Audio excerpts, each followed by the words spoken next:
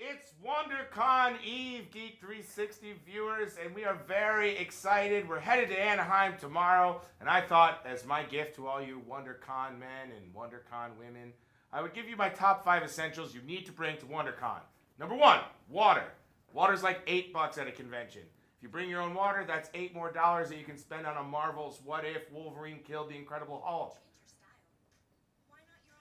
Oh, that's nice.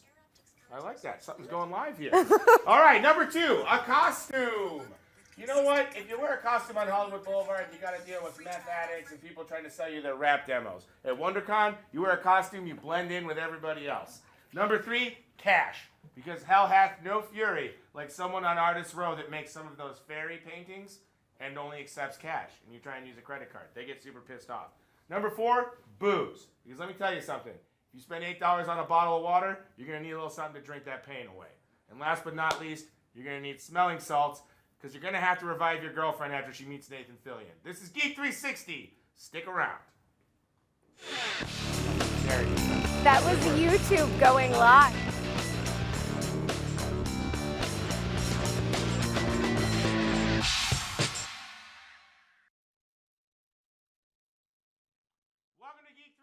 I'm Tommy Bechtold, and with me I have Stephanie Pressman. What a crazy week in geek news once again. Seems like every week's a crazy week, but I really mean it this week. Most weeks I'm just lying to you. Casual vacancy. J.K. Rowling dropped her adult novel, and now it's going to be a mini-series. I think it was on BBC. Now it's on HBO. The trailer came out for us us Yanks, as they say. And they say the F word. This is a very adult J.K. Rowling, one that I'm not necessarily comfortable with. Stephanie, did you see the trailer? Of course I saw the trailer, and all I have to say is that Dumbledore kind of seems like a douche in this. Am I right? I agree. There's possible murder, possible ghosts. I don't know. I haven't read the book. I'm a really bad fan. I didn't read the book yet, but I plan to before this goes live. But HBO, it's going to be great. Obviously, it's going to be great. There's no television. Also this week, there was some more like HBO, BBC news. Maisie Williams from Game of Thrones is going to be playing some sort of reoccurring character on this next series of Doctor Who. So it shall be Arya Stark versus the Doctor. They're not really saying what the plot line's going to be, but they are saying that she will somehow challenge the Doctor. What do you think about that, Tommy? Oh, maybe he tutors her for the English equivalent of the SATs, and she's not a willing student. Or maybe they have a relay race. I'm not sure. Here's what I hope isn't the case. I hope she doesn't have a free schedule because they're not going to do a lot of Arya Stark storylines on Game of Thrones because she's the best part of that show, I think, in my opinion. Oh, there's so many good things on Game of Thrones. You can't just say she's the best part. She's one of the best parts. She's the best part. All right. Better news, bigger news, Batman news. Batman 66, the popular comic book, is going to get an animated feature-length film, and Burt Ward and Adam West are returning to do the voices. I gotta be honest, Adam West has sounded the same for 50 years now. I'm a little nervous about Burt Ward playing the Boy Wonder because he's about 157 years old, but it should be fun to hear them do it. I'm very excited about it. I think that this is the best news ever. Batman 66 is my favorite comic that's out there right now, and I was a fan of the old TV show, watched it like every day growing up, so I could not be more excited about this news. By the way, I'm looking forward to the YouTube comment that says, Burt Ward is 71, not 157, and I will respond to that. Thank you for the input. Yeah. Also this week, there has been this Indiegogo campaign. Nathan Fillion and Alan Tudyk have this new series called Con Man. And the news this week was that they have added a bunch more stars to their list of actors that are going to be on it. These include Guardians of the Galaxy director James Gunn, Felicia Day from The Guild and Geek and Sundry, Gina Torres, who was their co-star on Firefly, Seth Green, Trisha Helfer, Mindy Sterling, Emily Kinney, Michael Trucco, and Nolan North, just to name a few. But this web series is basically about them. It's about two guys that were on a sci-fi show that got canceled too soon, and it's basically their story. Yeah, I would give them shit for going for like low-hanging fruit, but I like them so much that I just hope the show is good. James Gunn, great to have him back. Seth Green did Howard the Duck's voice in Guardians of the Galaxy. Way to work yourself in on that group of cool people. I applaud these efforts. And what I think is nice is that with the Indiegogo campaign, they have said that they're funding the first few episodes themselves, but to make it something lasting and to keep the episodes going, they want the fans to be involved and be able to back it. So check out their Indiegogo campaign for Con Man. Blood, sweat, and tears going into a crowdfunding campaign. I have a feeling we're going to talk about that much more later in our episode. Stick around, but right now we're going to take a quick break with a message from our good friend John Schnepp and Sweaty Nerds. It's time to get sweaty. It's time to get sweaty. Start over. Sweaty, sweaty. You want to get super sweaty? Oh my God, look at So you want to start reading some comics, huh? Hey, I'm John Schnepp, and you're watching Sweaty Nerds, the show that covers comic books, science fiction, special effects, fantasy, movies, video games. Anything that gets you sweaty. We're going to be covering, so check it out. Activate. Activate. I remember seeing it in the theater, and it blew me away. 10 hours makeups, 5 minutes of shooting, and then like 4-hour removal. And that was a shoot day. How awesome does this just look? I never really understood the character of Superman until I read this. Absolutely one of the best sci-fi movies ever made. You have to see it because it holds up to today. It's the best game ever. It is undisputed. You need to play this game before you die or I will cry. I'm turning into something.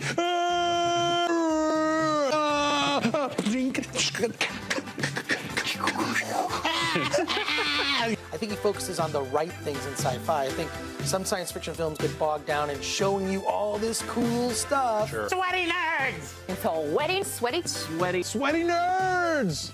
You will watch it. Only on the stream.tv and...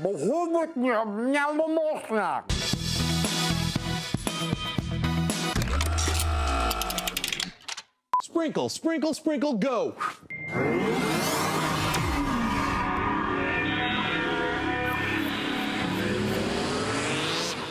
Dang, that's some Sweaty Nerds, man. I gotta be honest, I am so excited for our guest tonight. We've been doing comedy for 3 years almost. We've done panels all over the Pacific Southwest together. We've even shared this stage together. I'm very happy to have Chris Gore on the show today. Chris, welcome. We're gonna talk a lot about your film threat campaign and WonderCon, but first we gotta talk about dinosaurs, because I know you love dinosaurs as much as I do. Jurassic World gave us a tasty little teaser trailer this week, featuring a little more of the storyline, a little more of the giant dinosaur. I'm sure its name is Giantsaurus or something creative like that. And a little more of that gator thing that keeps eating that shark. I have to understand, my question I want to pose first to you, because I respect both of your opinions, and we all seem like smart people, is why do the humans keep fucking with dinosaurs? Like, when are they going to learn? Man, it's because they're so cute. Dinosaurs are really cute, and you forget how ferocious they are. So they're like, yeah, let's get some more cute, cuddly dinosaurs. And then they're like, ah, we eat everything. Okay. I think it's the lesson that we always need to learn. Yeah. When it comes to dinosaurs, we love them as kids. Yes. But they are animals. Yes. Or as we used to say as kids, aminals.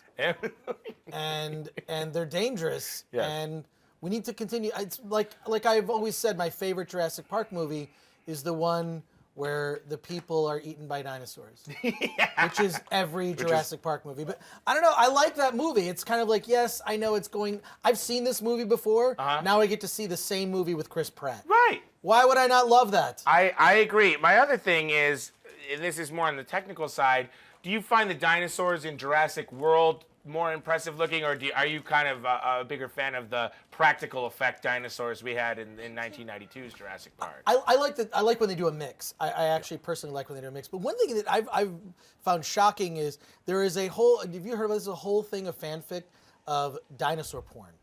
I did not know that. Dinosaur porn, look it up. This is basically fan fiction written of adventures with dinosaurs and dinosaurs being intimate with one another. Is it in the world of Jurassic Park, or is it just in the world of dinosaurs? Not in the world of Jurassic Park, although I'm going to guess if you look, I mean, the whole thing is you look for any sort of fanfic that you think may or may not exist. It always exists, so. Is it like Dinosaurs the TV show? No, it's like dinosaurs being intimate with other types of dinosaurs. I mean, I got to be honest, that sounds beautiful. Yeah. I'm just wondering, what new are we going to see in Jurassic Park 4? Yeah, I mean, I don't know what we're gonna see. There's new. so many actors in that movie too. Like, if you go on IMDb and look at the cast of characters, Oh my like God. there are so many actors that I either recognize their face or know their names. It's like, and I'm hoping many of them are eaten, not in real life, but at least in this movie. Well, we know Chris Pratt's not gonna die. No, because that would be like killing a kitten. Right. And that's something that no one wants to see. They'll kill the kids that are on the field trip before they kill but Chris almost Pratt. every other character could possibly die. Although, how many deaths have we seen of children in movies? I mean, I think the last time, the original Jaws, the first Jaws. Oh, right. You know, Yeah. the one kid dies on the raft. That's but right. have we seen a really good kid death? I When are think we we're gonna way see- overdue. I mean, when are we going to see a good kid death? Alex You know? Yeah, that was the name of the kid, Alex Kittner. Thank you, Brian. The Kittner kid. I don't want to see the Kittner's kid's guts all over the beach.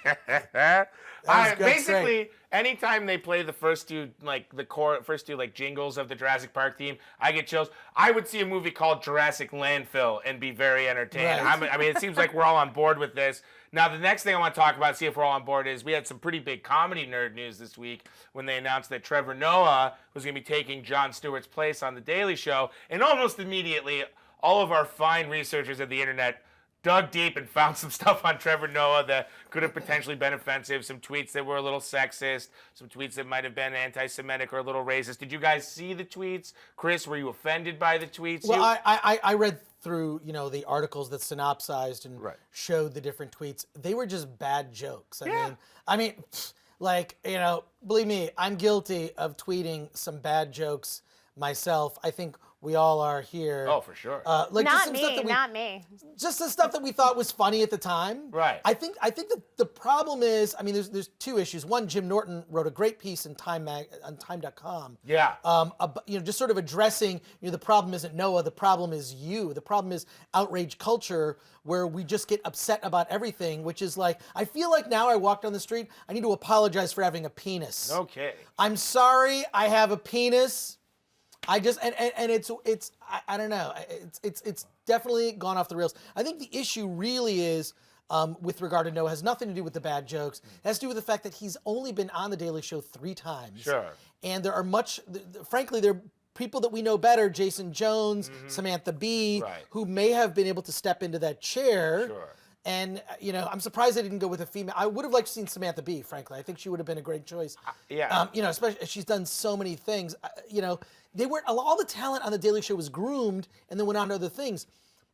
He's been on the show 3 times. Even though he sold out stadiums in South Africa, I don't know. Like, it was a I feel weird like it has more choice. to do with, it's a weird choice because we don't know him. I think Right. that's where it stems from, is we really don't know this guy. Right. We haven't gotten to know him as a comedian, so we're not on his side. I mean, we really got, this is just my opinion alone, we really got to know John Oliver as someone who was not American, commenting on American politics and American sociology. We got to know him for years and years. He guest hosted the show for a whole summer. And he did a wonderful job. Great job. And when he stepped into that HBO show, we were all already there. So I think it's a little tougher pill to swallow, a 31-year-old that's now going to tell Americans why they're so fucked up. That's the thing, is John Oliver earned it. Noah didn't earn it. So for me, the outrage about his casting had nothing to do with the bad jokes. That was just an excuse. It's really this sort of thing of like, hey, we don't even know this guy. Right. Who is this guy? Stephanie, I'm interested. Were you offended by the tweets? How did you feel? I didn't see the tweets. Okay. I have watched all the clips of him from The Daily Show, and all 3 of the all clips. all 3 clips from The Daily Show. Right. And I think he's great, but I thought it was a really weird choice. Like we said, John Oliver is by far, Last Week Tonight is my favorite show that's on television right now. And I can't stop watching it. It's so amazing. And when it was on hiatus. Was in Community. Yeah. He's recurring in Community. Yeah. When Last Week Tonight was on hiatus, I was devastated. Do I feel that way about The Daily Show? No, not as much. So Devastated. I was devastated. I was like, what am I gonna do Monday mornings, because I watch on demand. I like the idea that you turned into an agoraphobic person. Like you couldn't leave. I was devastated. I couldn't leave my home. I was so sad. All right. Well, I mean, a 31-year-old hosting a TV show is a ludicrous idea. Anyway, we got to move on to our Geek of the Week. And normally we go outside to find geeks from all over the geekdom. But I thought, since we had Chris back on the show and he's got a pretty important thing going on, we would make Film Threat our Geek of the Week. We're going to Film feature Threat. Film Threat. What? Film Threat is, of course, Chris, and you're welcome to chime in as you would know better than I. You started as a zine when you were in high school. Right. Film Threat started as a zine when I was in high school. It was a print magazine in the 90s. Into the late 90s, and then turned into a website. Yeah. It was in 1996, the website launched. Right. So I'm in the midst of inheriting the site back and trying to relaunch it. Right. In addition to that, I want to do an app and a whole bunch of other things to just bring Film Threat back to kind of its golden age. Yes. So I've launched a Kickstarter. Yes, This is kind of like Indiegogo. Except if I don't get the money, You get nothing. I get nothing. I think you're way ballsier. If you go to filmthreat.com, on filmthreat.com redirects you to the Kickstarter campaign. I'm launching a campaign to bring back the website with, like, there's 19 years worth of content that's on there, including all the original magazines. Do an app, and then also I'll relaunch my segment from Attack of the Show that I used to do every week called DVD Tuesday. And because I do not have the legal rights to do DVD Tuesday under the name DVD Tuesday, I am going to announce here for the very first time the new name. Ooh. And the new name of the segment is going to be DVD Tuesday. Because that is the name that everyone used to mispronounce all the time when they say, I really love that DVD Tuesday thing that you do. So I am naming it after the thing that everyone called it anyways, which is a mispronunciation of the correct name. I love that. So thank you, Internet. Yes. So guys, go check it out. Filmthreat.com will redirect you to the Kickstarter. Give a few bucks. If you're a belligerent billionaire, give a lot of bucks. Because it's all or nothing on Kickstarter, baby. Right. We're not going to keep 50% and go half-assed. Chris Gore is going Film Threat balls to the wall. We're very proud of you for doing that, and we are certainly going to be keeping our eye on that. We'll have the Film Threat link embedded underneath the page. Lots of different ways you can get there, so check it out. We're going to be right back, but first we're going to take a check out. Take your words. First, we're going to get a quick message from our friends at thestream.tv.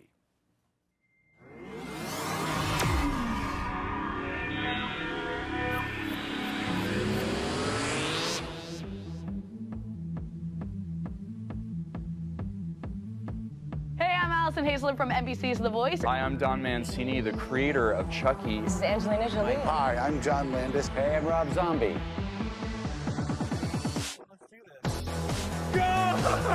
Strange little voices we throw back and forth at dinner. I'm Tara Buck from True Blood. Hey, this is Sam Whitworth from Sci-Fi's Being Human. I'm Taryn Southern. I'm Elijah Wood. I don't understand how percentages work. Me neither. Time to get excited, Hi, I'm Sean Becker, director of The Guild. I'm Patrick Verone. We're the Twisted Twins. I'm Ethan Ramirez. Hi, I'm Jessica Choba. You've been watching The Stream.tv. What's up, world? It's your boy Dave Storm. You're watching The Stream.tv. Oh, look at that. It is not banana. Stop it. You'll never find the more wretched hive of scum and villainy. Hi, I'm Elijah Drenner, director of American Grindhouse. Hi, I'm Ken Davidian from The Artist. Hello, this is Pollyanna McIntosh from The Woman. Hi, this is Tim Schlotman, co-executive producer of Dexter. You're watching Scared Stiff. I'm Jennifer Blunt. What's up, Internet? This is Splits. This is Gamer Lobby Live. There you go. The more animated he is, the better. Well, let's do this. One more yeah for that. I'm so excited. Thank you to the stream.tv. I want to see a good, clean match. I think the idea of Martian Manhunter in the background is just to judge you. You're watching. And you're watching. And you're watching The Stream.tv. You're watching You're watching the Stream.tv. The Stream.tv. You're watching The Stream.tv. The stream. The stream. The Stream. The Stream. The Stream. The Stream. The stream. Stream.tv. The Stream.tv. The Stream.tv.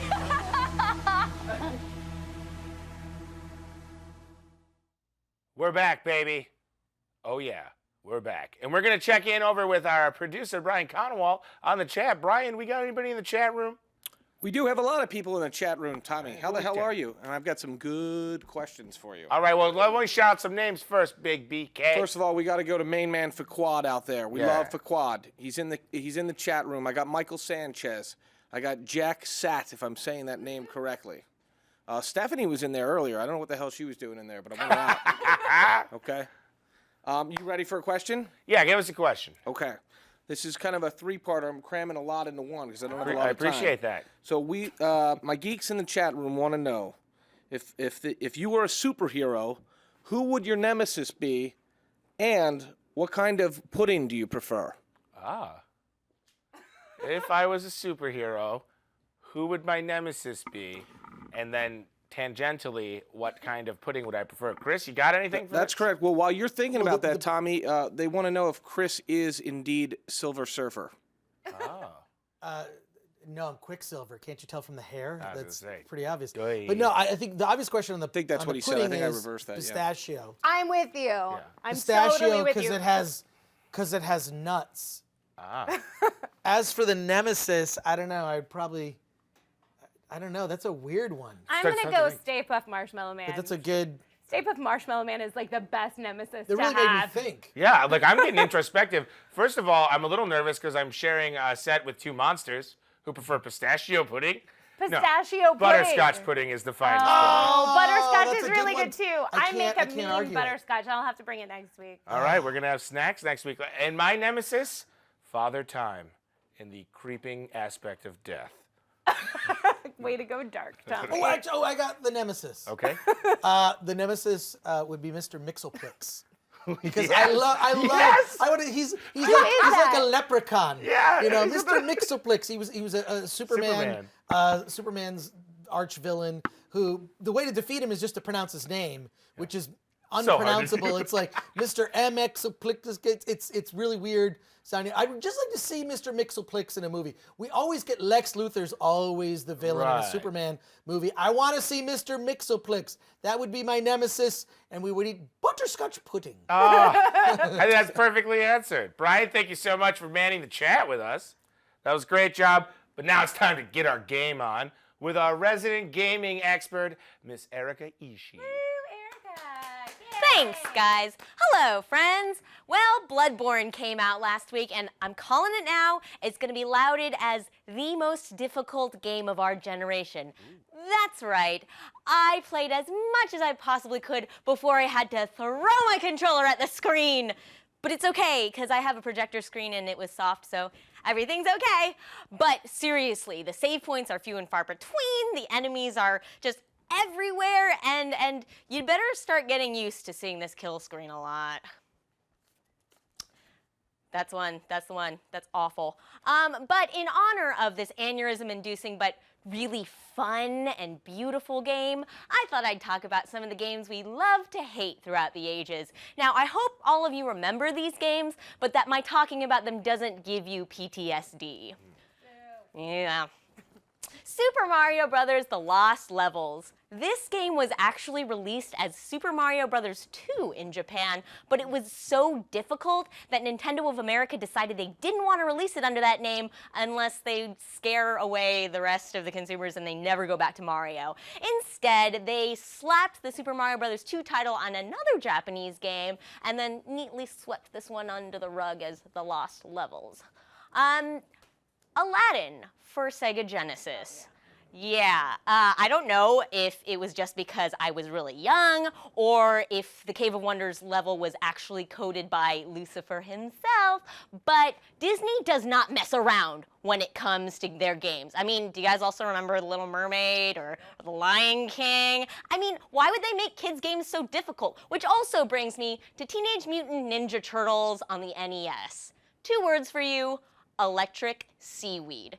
Why would they make kids' games so difficult? Why? We were just kids! But we're not now, which brings me to Dark Souls 2. This game and the games in the series before it, they are the spiritual predecessors to Bloodborne. They are made by the same company, From Software, and they really bring back that classic formula of sticking it to the gamer and really punishing them. I mean, really, honestly, we have gotten soft and comfortable and lazy in this era of plentiful save points and tutorials. Thank you, From Software, for bringing us back to the basics. Now, you'll notice a lot of these games were from a time where honestly, just due to technological limitations, they couldn't make games that were easily playable or as smooth as the ones we have today. But really, it's fun to sometimes fire up the emulator and just play games that harken back to an era where it really meant something when you defeated that boss or went up a level, right? Oh, but you know what? You can do that these days thanks to From Software with the shiniest of graphics and the same masochistic thrill. Did I miss any of your guys' favorite games that you really hated when you were a kid? Let me know in the comments or tweet me at Samurai Erika. Thanks. Bang, I got to make 2 comments on this. That was wonderful. Erika, we appreciate it. We love you so much. First of all, I love that Nintendo thought that the Super Mario's 2 that they released would actually be like more accepted by fans, because that game was banana pajamas. Do you remember like none of the characters were from the first game? You were like fighting eggs vomiting monsters. Yep. There was just a bunch of insanity. Second thing, anyone who's ever played Aladdin knows you just hit start and then go A, B, B, A, B, B, A, B, B, and you can skip through any level you want. I would go all the way through because at the very end of the game, Jasmine and Aladdin kiss, and it is so sexy. Yay, Sega Genesis. Thank you for those gems. Yeah, that was a good report. I got some bad news, though, for hipsters and Trustafundians. Lollapalooza and Coachella have made a bombshell announcement that they'll be banning selfie sticks from their respective music festivals. Now, have either of you used a selfie stick? Are you familiar with this technology? Actually, our friends here at the stream gave me a selfie stick this week, and I used it for the first time. And I will say that I get it. They can totally be used as weapons. They are very, very fun and easy to use, but that is a weapon and should probably stay away from lots of people. I'm proud to say I have never, nor will I ever, use a selfie stick. I think they're stupid. And it would bring me great joy to read "Man beaten with own selfie stick." I would love to see someone rip a selfie stick out of their hands and beat them senseless to death, because I think this is the decline of. Did you see on April Fool's Day, April 1st, that there was a fake commercial for selfie shoes? No. What? There was a fake commercial for, you can look this up, selfie shoes, where you actually stick your phone or device into your shoe, you lift your leg up and take a photo of yourself, but it was done so well, it looked real. Yeah, I mean, I know a lot of like 65-year-old men that spend a lot of time at the mall that would love to put their phone on their shoe and walk around and record. I think it would be a big hit. Now, here's my thing. I'm not a huge selfie stick fan, no offense. I think they're fine. You know, I'm certainly a fan of attractive women taking as many selfies as they want. Certainly from an angle looking down is great, not to sound like a total perv. My thing is, you pay what? Like, Stephanie is modeling exactly what I'm talking about now. Thank you, Stephanie. Now, my problem is Coachella, Lollapalooza, these are festivals that are $400 for a ticket. Then you get a hotel room. I mean, you're in like $800 to $1,000 to go to these festivals. Do they really have the right to like limit the things you can? I mean, obviously, aside from like dangerous weapons, like isn't it a little bit of an a violation of our like rights to not to ban these devices? Or do you think no, they can be used as a weapon? Like you said, I think not only can they be used as weapons, but they make it easier for people to put their phone up at above them and record the whole thing, which keeps people from buying tickets. And I think that's probably part of it too, is that if they can put their phone, extend their phone a few feet above the rest of the audience, then they're gonna get a great video and they can put it online, and then people will stop buying tickets because you can watch the entire thing online. All right, that's it. I'm going to my log cabin in the woods with my selfie stick where the government can't get to me and there are no music festivals. It's just me and my Hanson records. I'm kidding. We're coming back for a little more Geek 360 after a message from the Fan Show Network and the Stream.tv.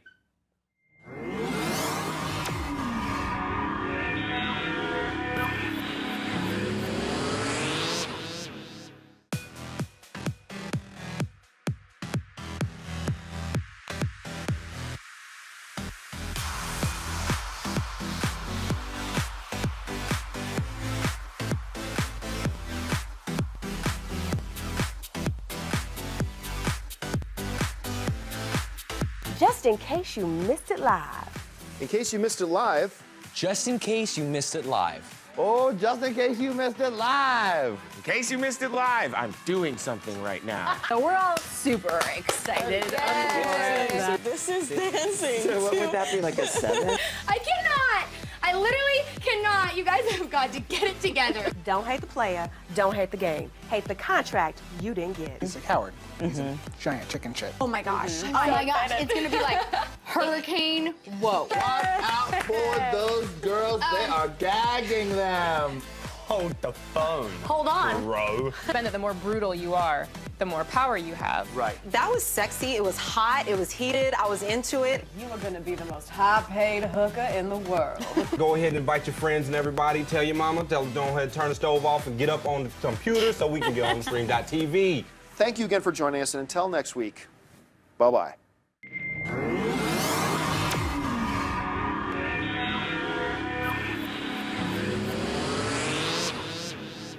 To Geek 360. It's now that wonderful time of the show where I do my fashion find of the week. Now, the brand I'm going to bring you is one that you probably should already know about. It's Her Universe, heruniverse.com or at Her Universe. It is a brand that was started by Ashley Eckstein, who is also known as Muffy from That's So Raven, or the voice of Ahsoka Tano on the Clone Wars and Star Wars Rebels. But she made this really inspiring, amazing line of fashions for females that are geek-centric. It's all about the love for sci-fi and giving women a chance to wear their favorite fandoms. I am wearing a Guardians of the Galaxy tank by Her Universe, and our Erika is wearing a Star Wars tee that's embezzled. What's the word? She embezzled it. It's do you mean embroidered? Embellished with sequins. Bedazzled? And that, let me tell you, I actually modeled for Her Universe this week and got to see their brand new Star Wars line. And let me tell you, there are formal dresses coming, you guys. Something we've been waiting for a while. So make sure you check it out. It's all coming out for Star Wars celebrations. Go on heruniverse.com and check all of that out coming next week. Dang, fellas, if I'm right, it's always Her Universe. You know what I'm saying? Oh. Okay. That's the key to a happy marriage. Make it Her Universe. Brought to you by Hint Water. Baby, call me. I didn't mean it. I got angry. I lost my temper. And I hurt our cat very badly. But he's fine now, and we want you to come back. I saved all your artwork. Left your room just the way it was. In this scenario, my wife and I sleep in separate rooms. All right, guys. It is WonderCon Eve. We have Chris Gore with us, a man who's no stranger to WonderCon, and myself. Chris, we've come a long way from our first WonderCon together, where I believe we were in full costume improvising Star Wars or something along those I lines. think we did the full improvised episode 7. That's right, and now that was pretty fun. Now episode 7's actually because it's like when they coming out first soon. announced it. So that's what we did based on that. Now you got a couple panels. Do you want to talk about your panels? No. No? Okay, great. Well, one of them, a controversy that erupted. Right.